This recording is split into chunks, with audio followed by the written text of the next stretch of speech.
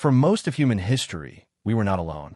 Another kind of human walked across frozen plains, hunted massive animals, and survived conditions that would push modern humans to their absolute limits. They lived through brutal climate swings, repeated ice ages, and constant danger. These humans were not myths. They were not monsters. They were the Neanderthals. For decades, Neanderthals were misunderstood. Popular culture painted them as crude cavemen, slow, violent, and intellectually inferior. But modern science has overturned that narrative completely. Neanderthals were not evolutionary failures. They were not replaced because they were stupid. They were the product of extreme adaptation. To understand who they really were and why they disappeared, we must first travel deep into the past, long before modern humans ever left Africa. Long before Neanderthals existed, Earth was already locked in a cycle of dramatic climate change. Over the past 2 million years, the planet has experienced repeated glacial and interglacial periods. Ice sheets advanced across continents, then retreated. Forests became grasslands. Grasslands became tundra. Europe and Western Asia were especially unstable. This instability shaped the humans who lived there. Early human ancestors first entered Europe more than 1 million years ago. These early populations faced environments far colder and harsher than anything experienced by their African relatives. Survival required new solutions. Over hundreds of thousands of years, these populations began to change, physically, behaviorally, and genetically. These changes laid the foundation for the rise of Neanderthals. Neanderthals did not appear suddenly. They evolved gradually from earlier human ancestors, often grouped under the name Homo heidelbergensis. These ancestors lived roughly 600,000 to 400,000 years ago and already showed many traits that hinted at what was coming. Larger bodies, thicker bones, increased brain size, advanced stone tool use as generations passed. Populations in Europe and Western Asia became increasingly isolated from African groups. Ice sheets, deserts, and mountain ranges limited movement and gene flow.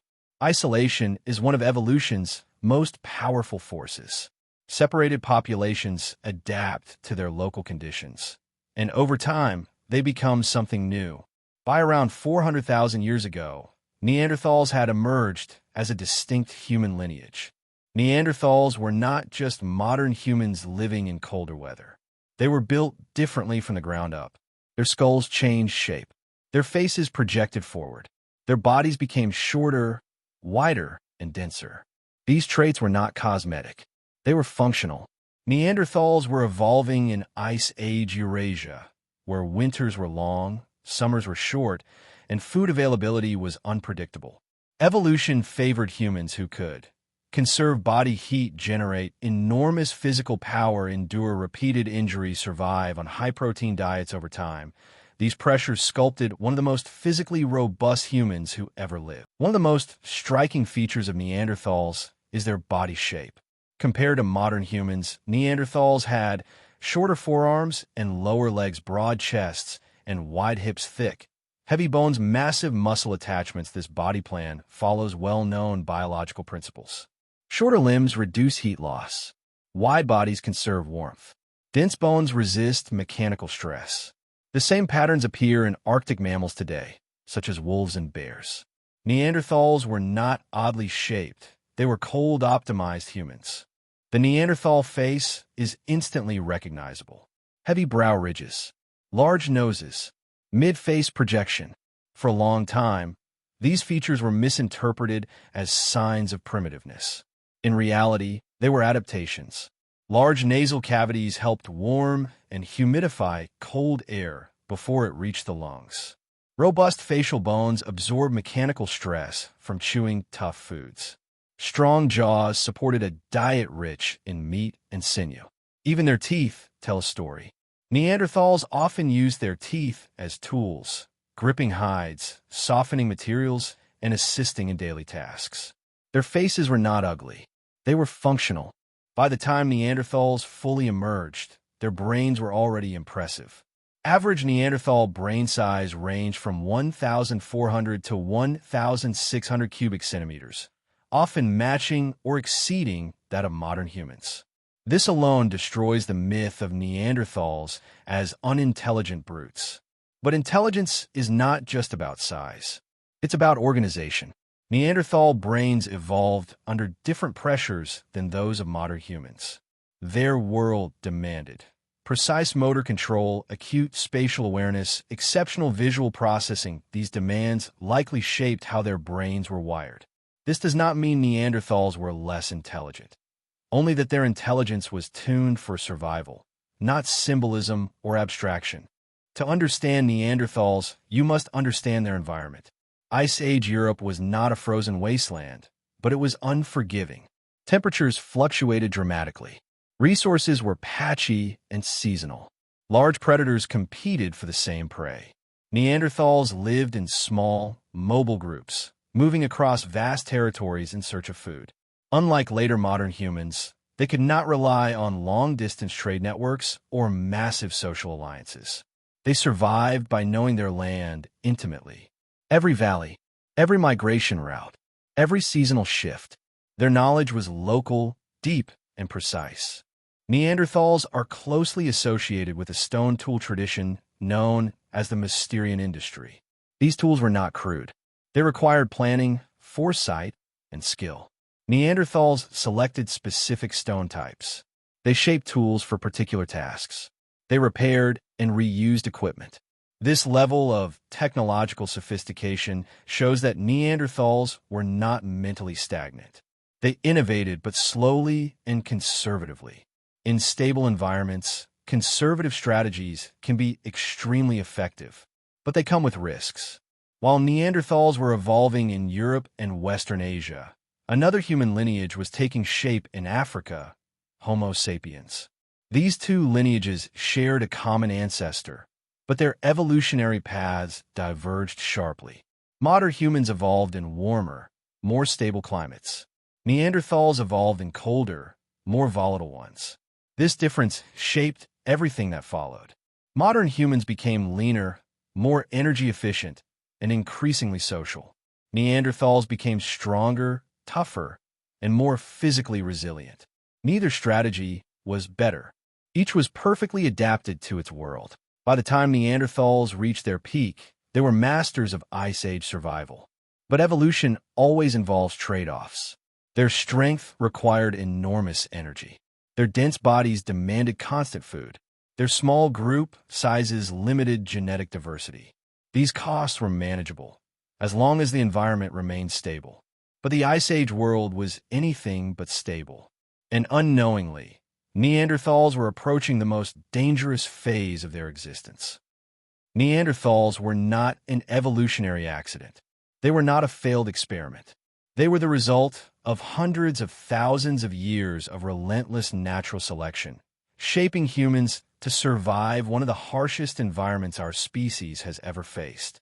They were strong because they had to be. They were tough because weakness meant death. But evolution does not care about perfection. It cares about adaptability.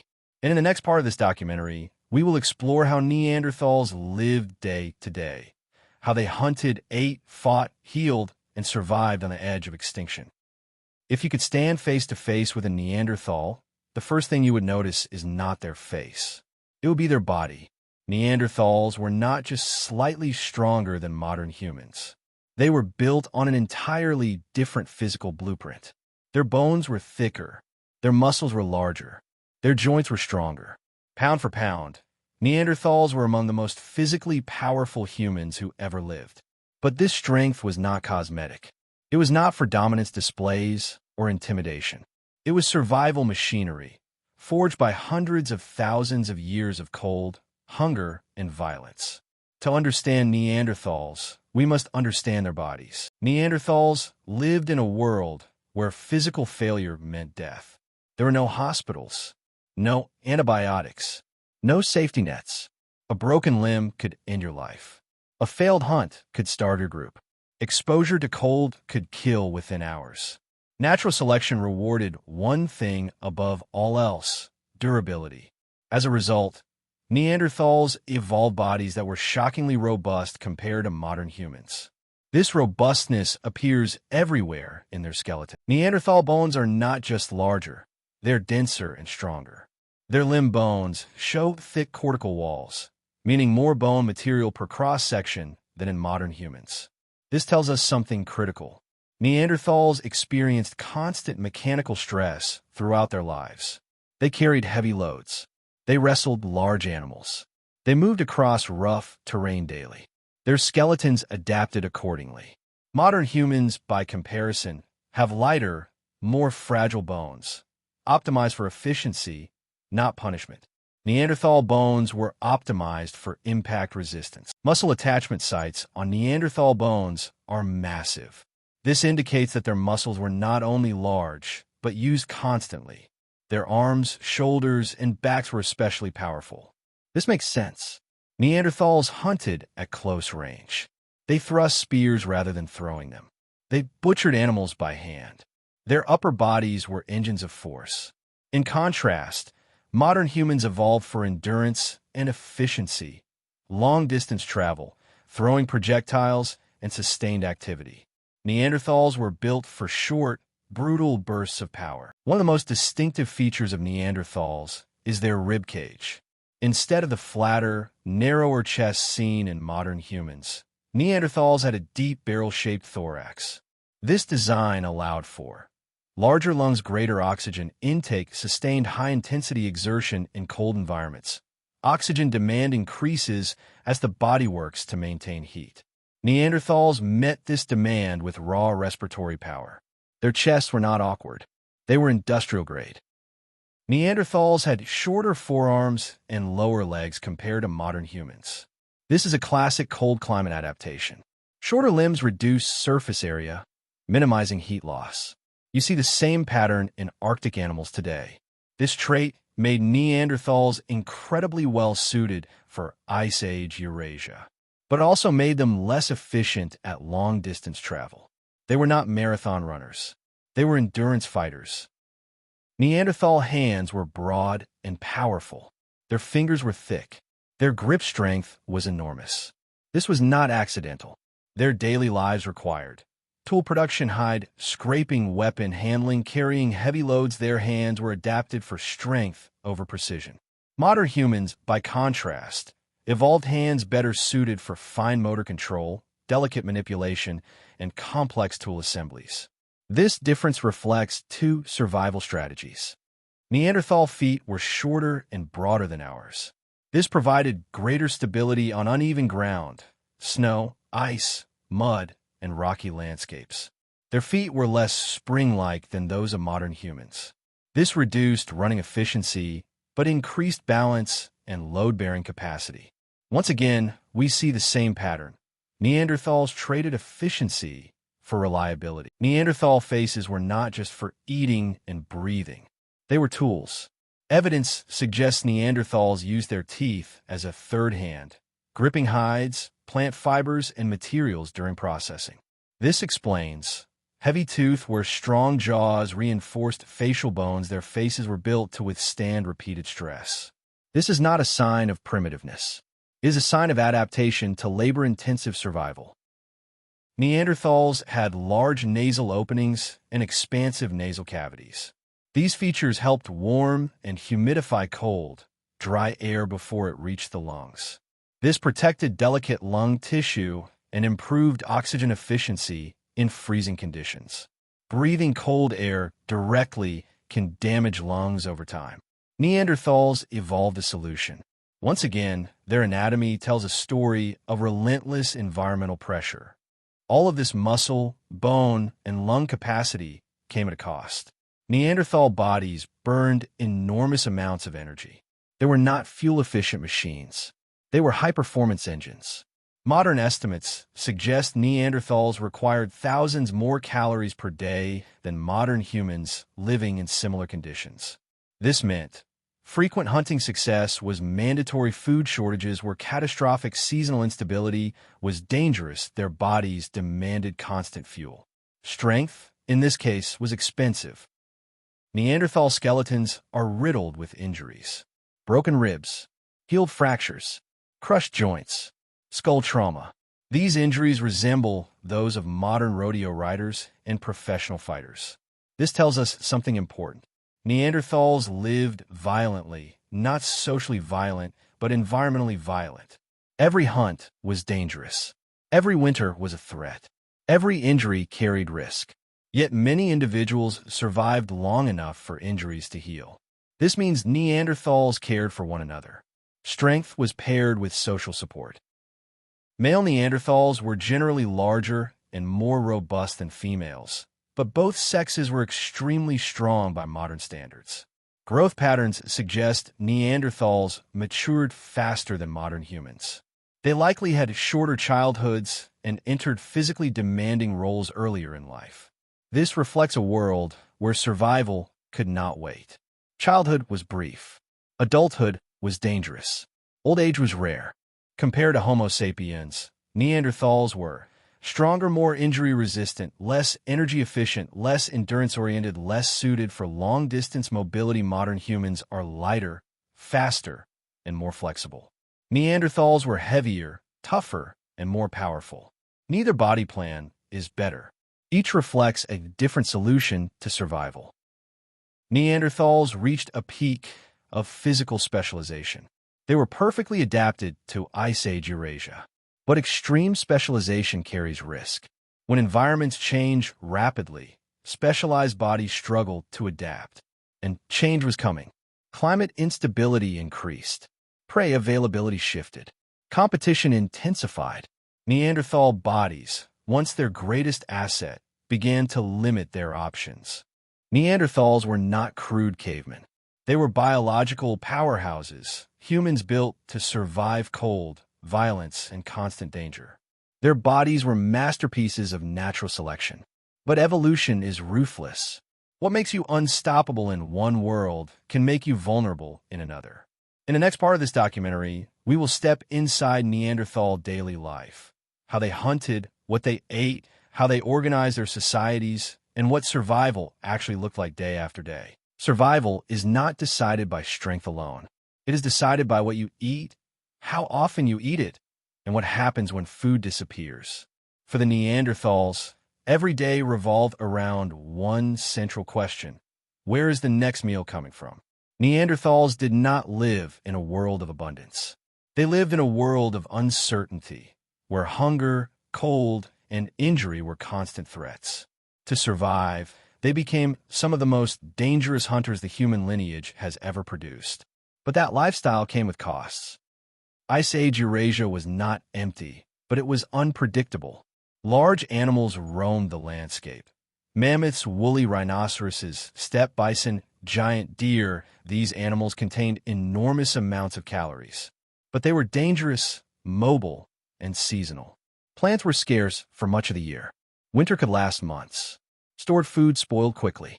Neanderthals did not have agriculture. They did not have food preservation technologies like smoking or drying at scale. They survived by active acquisition, not storage. Chemical analysis of Neanderthal bones tells a striking story. Their isotopic signatures place them at the top of the Ice Age food chain, alongside wolves and large carnivores. This means Neanderthals ate enormous amounts of meat. They were not casual scavengers. They were primary hunters. In many ecosystems, Neanderthals replaced large predators as dominant hunters, not by speed, but by coordination and strength. Neanderthals hunted differently than later humans.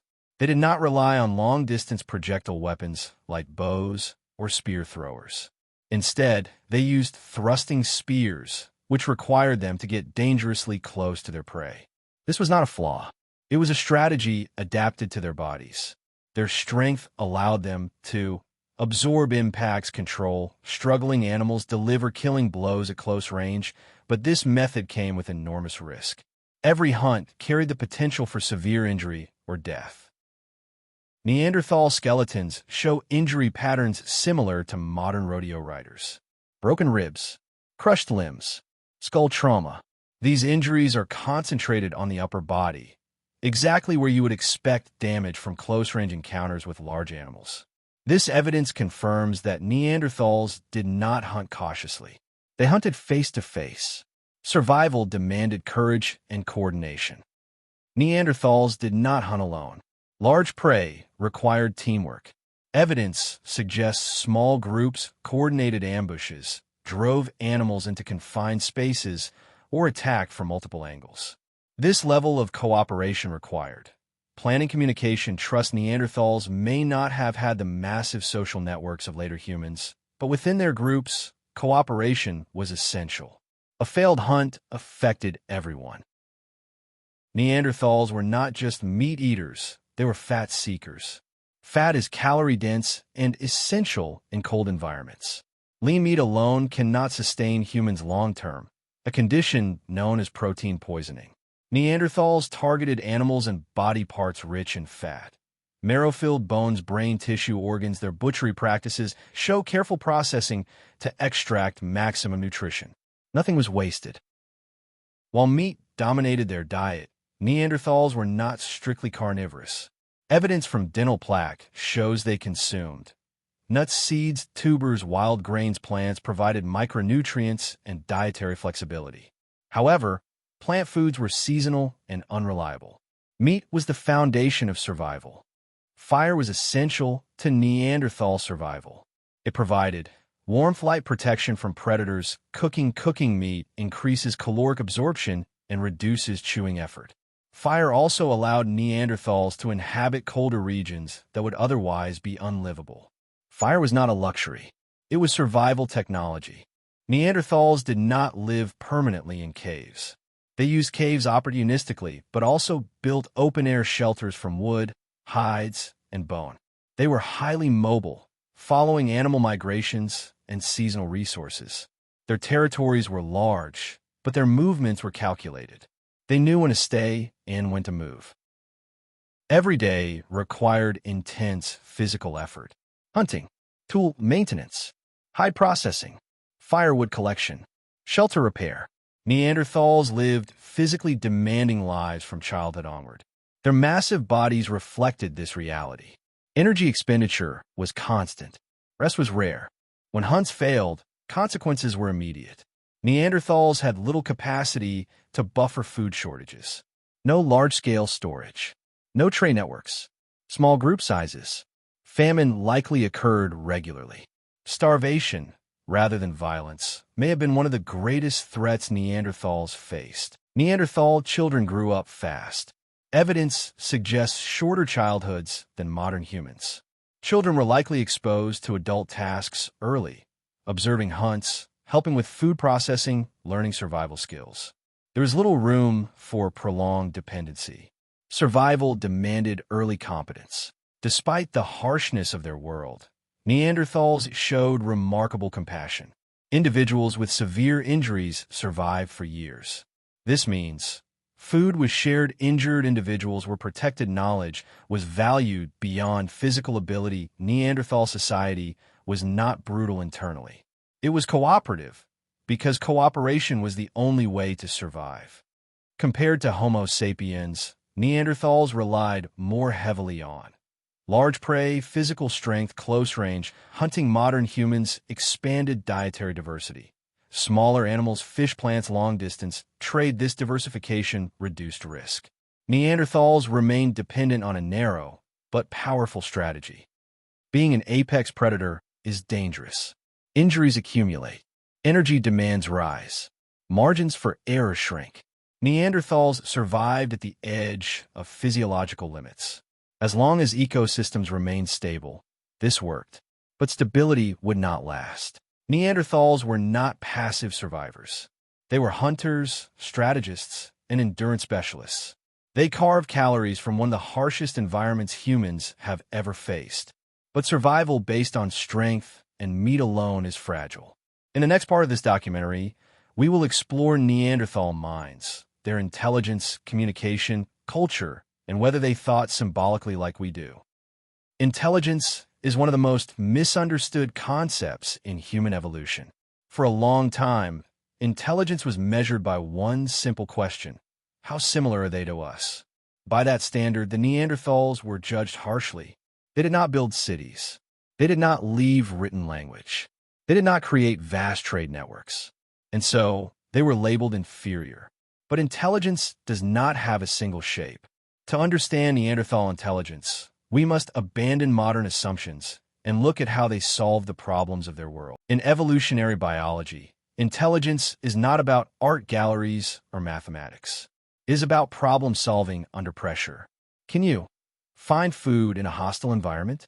Anticipate danger? Learn from experience? Teach others what you know? By these measures, Neanderthals were not just intelligent, they were highly competent. They survived for hundreds of thousands of years in conditions that would wipe out most human populations today. That alone tells us something important. Neanderthals had large brains. On average, their brain volumes were similar to, and sometimes larger than, those of modern humans. This fact alone disproves the idea that Neanderthals were cognitively limited. But intelligence is not only about size. It is about how the brain is organized.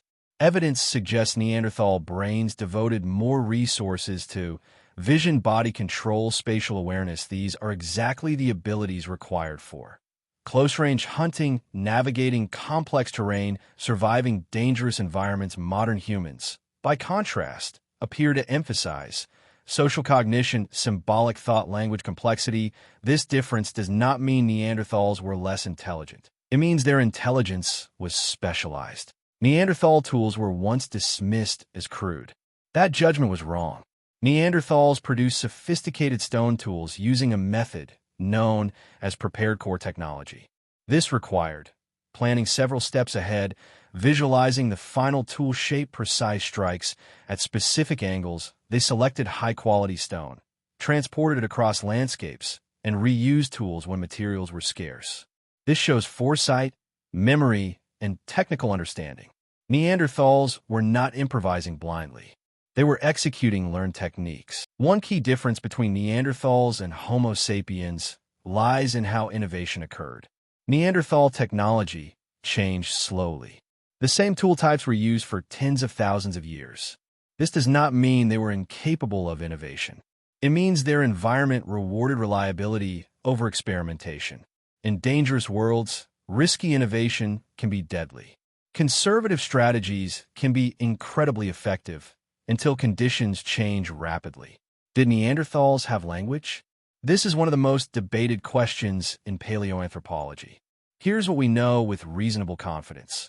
Neanderthals had the anatomical structures necessary for speech. They possessed a version of the FOXP2 gene linked to language. Their social coordination required complex communication. What we do not know is whether their language matched the complexity of modern human speech. It is likely Neanderthals had spoken language, but perhaps with smaller vocabularies, less grammatical complexity, more reliance on context and gesture. This is not a flaw. Many modern human languages function efficiently with far less grammatical complexity than others. Neanderthal social groups were small. This is not evidence of weakness. It reflects ecological reality. In harsh environments, large groups can be difficult to sustain. Smaller groups allow easier coordination, reduced food competition, stronger personal bonds. Neanderthal groups show evidence of food sharing, cooperative hunting, care for injured and elderly individuals. These behaviors require empathy, memory, and trust. They also require communication. One of the strongest pieces of evidence for Neanderthal social intelligence comes from injured individuals. Some Neanderthals survived severe limb injuries, degenerative diseases, partial blindness. These individuals could not have survived alone. They were fed. They were protected. They were valued. This tells us Neanderthals did not judge worth solely by physical ability. Knowledge and experience mattered. Symbolic behavior is often considered a hallmark of modern humans. For a long time, Neanderthals were thought to lack it entirely. That view is changing cautiously. There is evidence that Neanderthals used pigments like ochre, collected unusual objects, possibly decorated bodies or tools. However, this evidence is limited and debated. Some examples may reflect practical uses rather than symbolism. Scientists remain careful here, and rightly so. What we can say is that Neanderthals likely engaged in some symbolic or aesthetic behaviors, but perhaps not at the scale or frequency seen in later months. Several Neanderthal sites suggest intentional burial of the dead. Bodies were placed in pits, sometimes accompanied by objects, sometimes arranged deliberately. Whether this reflects spiritual beliefs or practical disposal is debated, but intentional burial itself indicates awareness of death, emotional bonds, social ritual. These are not the behaviors of mindless brutes. Neanderthal survival depended on accumulated knowledge, hunting routes, seasonal patterns, tool-making techniques. This knowledge had to be remembered, practiced, taught. Teaching requires patience and intentional communication. Neanderthal culture may not have exploded in complexity, but it was stable and effective. For hundreds of thousands of years, it worked. Modern humans eventually produced art, music, complex symbols, rapid technological change. Why? Not because Neanderthals lacked intelligence, but because modern humans formed larger social networks, exchanged ideas across groups, mixed cultural innovations, rapidly creativity scales with connectivity. Neanderthals lived in smaller, more isolated populations. Their intelligence was deep, but localized. Neanderthal intelligence was practical, embodied, survival-focused. Modern human intelligence became abstract, symbolic, socially amplified. One is not inherently superior. But when environments change quickly, flexibility and information flow become decisive. Much of the myth of Neanderthal stupidity comes from comparison, not evidence. They were judged by modern standards instead of evolutionary ones. When judged by the demands of their world, Neanderthals were remarkably successful. They survived longer in extreme climates than any other human lineage. That is not failure. That is competent. Neanderthals were not simple-minded brutes. They were intelligent humans, shaped by a world that demanded strength, precision, and resilience more than art or abstraction. Their minds were tuned to survival. But intelligence alone does not guarantee long-term success. In the final part of this documentary, we will examine how Neanderthals disappeared, how they mixed with modern humans, and why their legacy still lives inside us today. Around 40,000 years ago, something extraordinary happened. Across Europe and Western Asia, a human lineage that had survived for hundreds of thousands of years quietly vanished. No final battle, no single catastrophe, no dramatic collapse. The Neanderthals simply faded from the archaeological record. For generations, this disappearance was framed as a story of failure, weaker humans replaced by stronger, smarter ones. But modern science tells a far more complex story. Neanderthals did not disappear because they were inferior. They disappeared because the world changed faster than their specialized biology and social systems could adapt. And even then, they never truly vanished. The final Neanderthal populations lived during a time of extreme instability. Climate swings became more frequent. Ecosystems shifted rapidly. Large animals declined or migrated unpredictably. Neanderthals were already living near the limits of survival. Their numbers were small. Their territories were shrinking. Their energy demands were enormous. This was not a sudden collapse.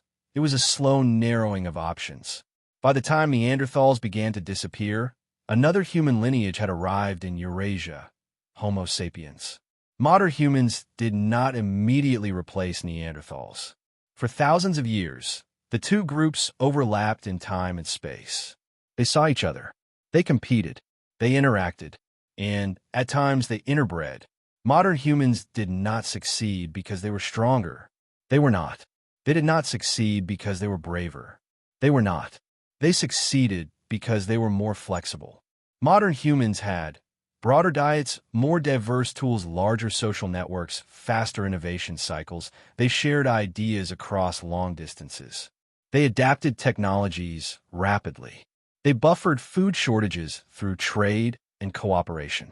In unstable environments, flexibility beats specialization. There is little evidence of widespread violent conflict between Neanderthals and modern humans. Extinction did not require genocide. It required only competition for resources, slight reproductive advantages, environmental pressure when two species compete for the same ecological niche. The one with even a small advantage tends to expand. Over time, the other contracts. This is how most extinctions happen. Quietly. Neanderthal populations were never large. Genetic evidence suggests they lived in small, isolated groups. Small populations face serious risks. Inbreeding reduced genetic diversity, lower resilience to disease, and climate stress. Modern humans, by contrast, formed interconnected networks across vast regions. Population size matters in evolution. It provides options. For a long time, Neanderthals were treated as a separate evolutionary dead end. That view is no longer accurate. Modern genetic evidence proves that Neanderthals and modern humans interbred multiple times. If you're alive today and have ancestry outside Africa, you likely carry 1 to 2% Neanderthal DNA.